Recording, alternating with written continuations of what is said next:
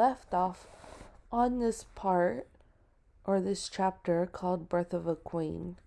We learned that Cleopatra was born in the city of Alexandria, Egypt in 69 BC. Alexandria was a center for learning. Scholars came from all over the world to study there. The city had the largest library in the world. It had thousands of scrolls written in many different languages. Most girls did not go to school. It was different for Cleopatra. As a member of the ruling family, she got a good education. She studied history, science, medicine, and math. She read the work of important writers. She also learned to speak many languages. Words to know: scholar, a person who studies and learns a lot about something. Scroll, a roll of writing material used before books were invented.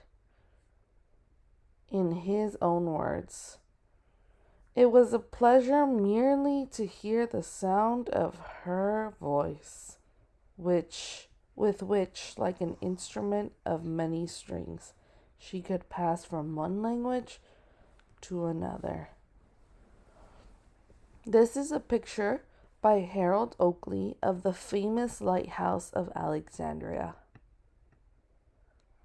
In her time, when Cleopatra was a child growing up in Egypt from about 68 to 52 BC, life was very different from how it is now. School. Mothers taught their daughters to run a household. Education for boys meant training them for their careers.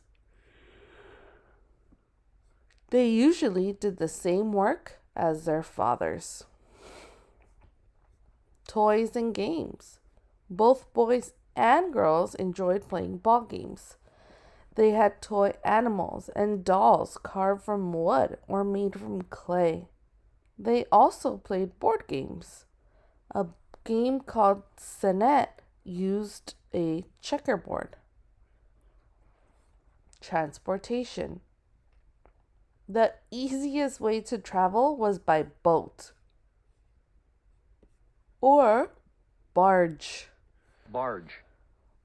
A broad, flat-bottomed boat that is usually towed and used chiefly to transport goods in harbors and on rivers and canals. On the Nile River, it flowed north to the Mediterranean Sea. Most towns were built along the banks of the Nile. The land. Each year, the Nile River flooded during Egypt's rainy season, from July to October. When the water went down, it left a layer of rich soil for growing fruits, vegetables, and grains. Music. Guests at parties and banquets were entertained with singing and dancing. Musicians played instruments such as lutes, lyres, and harps. A fight for power. Cleopatra's father died in 51 BC.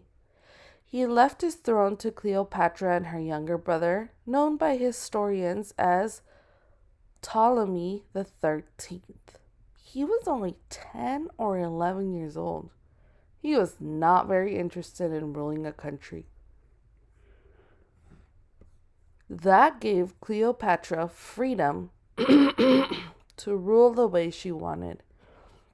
But Ptolemy XIII's advisors did not want Cleopatra to have so much power. They helped Ptolemy take control of the throne.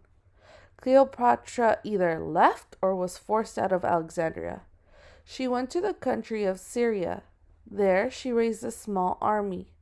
By 48 BC, she was ready to return to Alexandria to fight her brother and his advisors for the throne.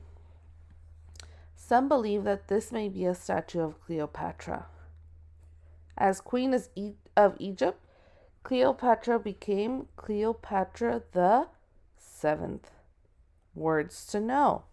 Advisor, a person who gives advice about what should be done. Scholars, today we learned a little bit more about Cleopatra and what it was like during the time she was alive.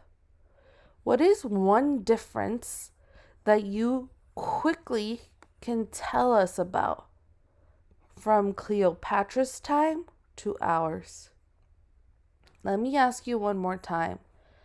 How were things different in Cleopatra's times and now in our own times?